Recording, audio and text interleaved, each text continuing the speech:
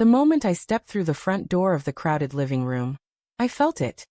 An invisible barrier forming between me and everyone else. My wife, Layla, was laughing with a group of friends, her arm draped casually around some man I didn't recognize. She didn't even glance my way. She dragged me here.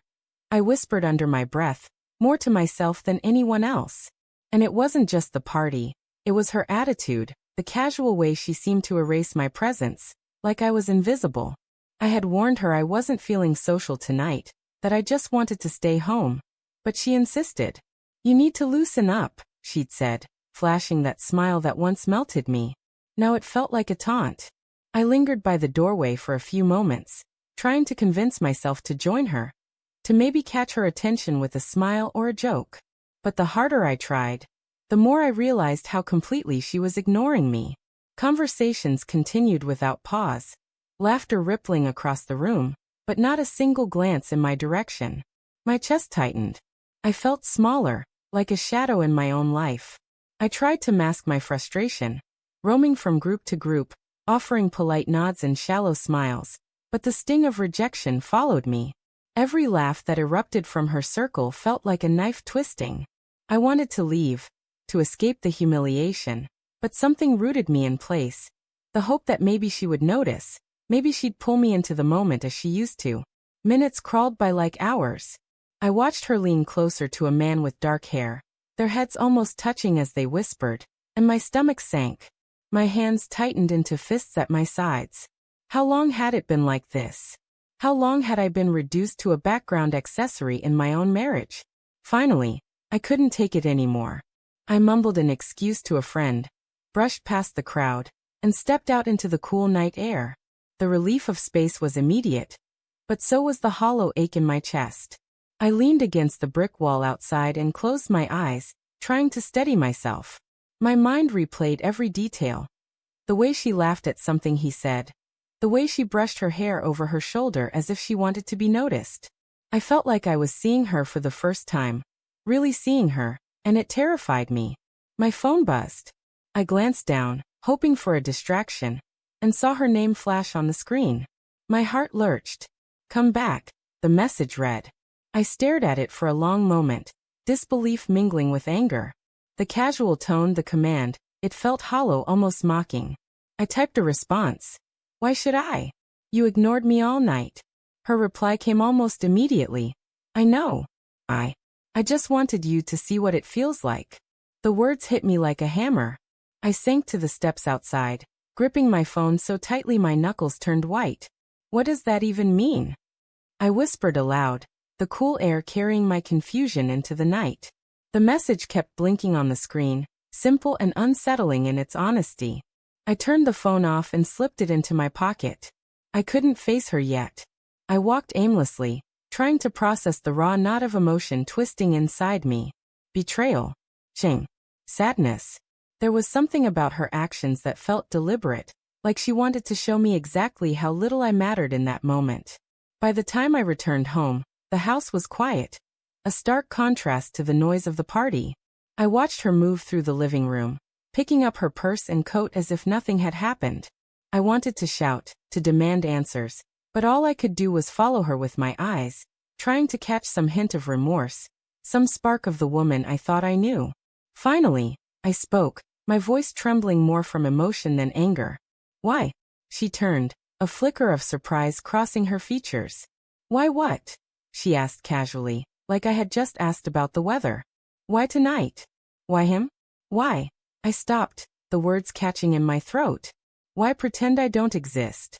Her eyes softened for a moment, but there was a detachment behind them that made my chest ache. I wanted you to feel it, Soren.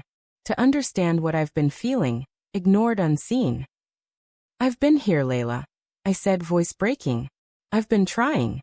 I've been reaching out for months, trying to bridge this distance between us, and you just pushed me away.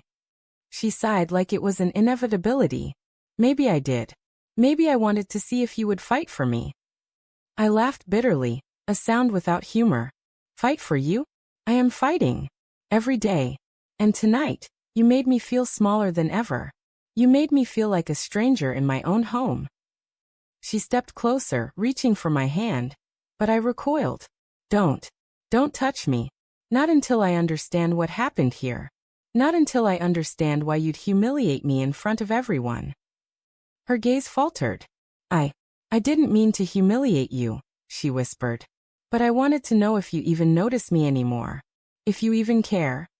The honesty stung, but it didn't heal. It only deepened the fracture I already felt. I had noticed her, every day. I had cared every day. But the way she had orchestrated tonight, the way she had dismissed me in front of strangers, it was a deliberate act of cruelty disguised as revelation. I shook my head. Caring isn't enough if it's invisible to the person who's supposed to see it. I need more than your experiments, Layla. I need us to actually be together, not just living in the same house pretending to be a team. Her lips trembled, and for a moment I thought I saw regret. But then she straightened, defiant again. And what if you're the one who's blind, Soren? What if you've been ignoring me just as much, just in different ways? I felt the truth in her words, but it didn't soften the betrayal. It only complicated it, made the pain sharper. We had both been failing. And now the party was the mirror showing us exactly what we had become. I can't do this anymore, I said, the weight of the words pressing me down. I can't be part of a relationship where I have to compete for acknowledgement, where my presence isn't enough. I loved you, Layla, and I still do, but I need more than this. I need trust. I need honesty. And I need to feel wanted, not tested. She didn't argue. She only looked at me, a mixture of sadness and something I couldn't name. Perhaps guilt, perhaps frustration, perhaps the same helplessness I felt. The silence stretched between us, heavy and suffocating. I grabbed my coat and stepped toward the door, my hands shaking. She called my name, soft and urgent, but I didn't turn back. I walked into the night, the cold air biting my cheeks, each step a painful affirmation of my decision. The next morning, I found another message from her. I didn't mean for it to hurt this much. Come back, please. I stared at the words, a mix of longing and fury tearing at me. I realized then that this was the crossroads of our marriage. A moment where love and pain collided, where trust could no longer survive on hope alone. I could forgive, maybe even try again, but I couldn't forget. And in that moment, I knew some things, once broken, might never be repaired. I put the phone down and walked to the window, watching the sun rise over the city.